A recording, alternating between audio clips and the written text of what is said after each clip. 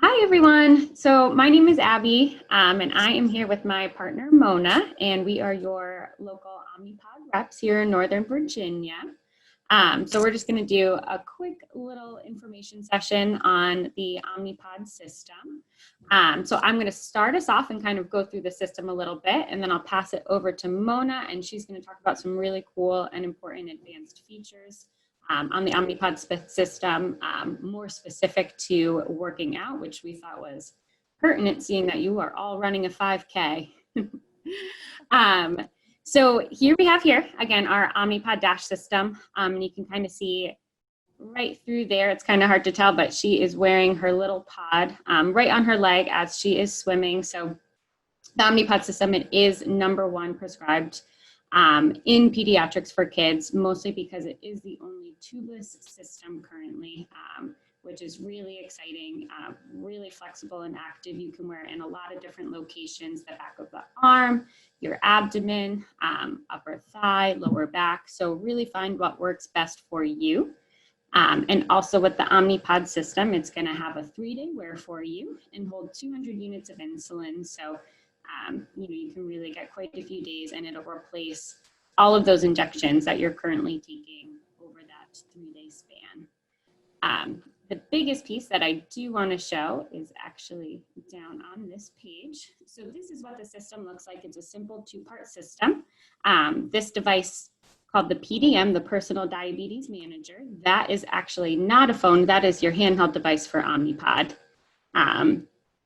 And so with that little handheld device, that's what's going to, hold all of your settings that transfer onto the pod.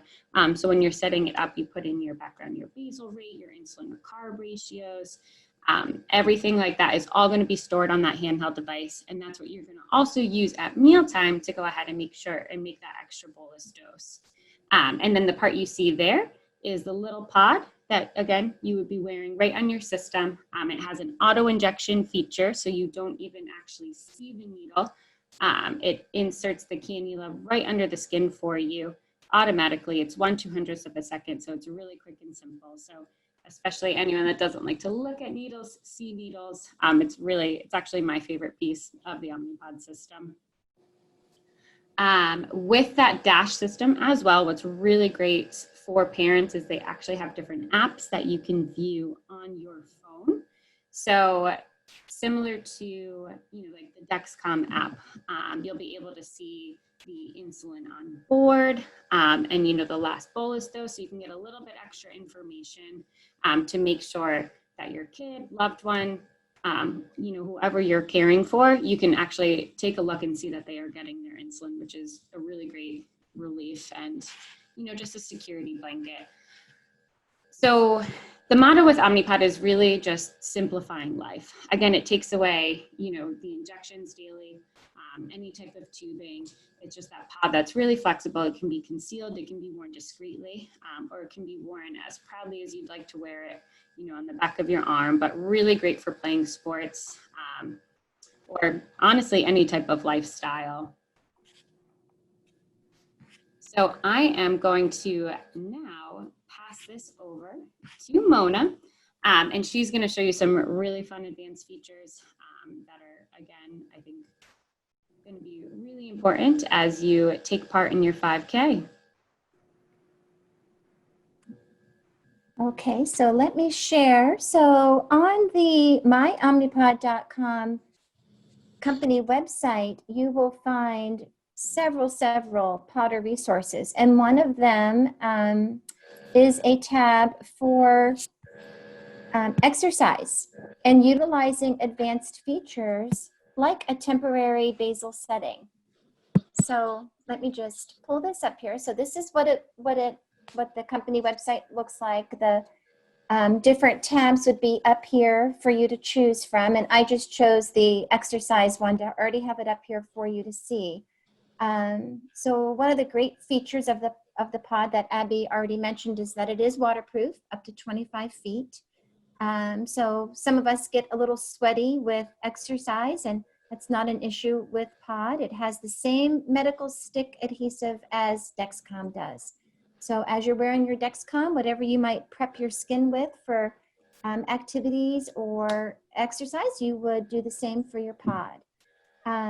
So again, the two-part system, and for, just different podder experiences, for a short-term workout, your insulin needs might be very different. So for those of you who aren't currently on pod therapy, you have a continuous drip rate that is set for an hour delivery, 24 hours of your day, specific to you, which takes the place of your long-acting insulin dosing that you're doing now with injection. So one of the wonderful things about being on pod therapy is that you could, once you have that set, you could go into your menu on your controller, on your personal diabetes manager, and flex up or flex down.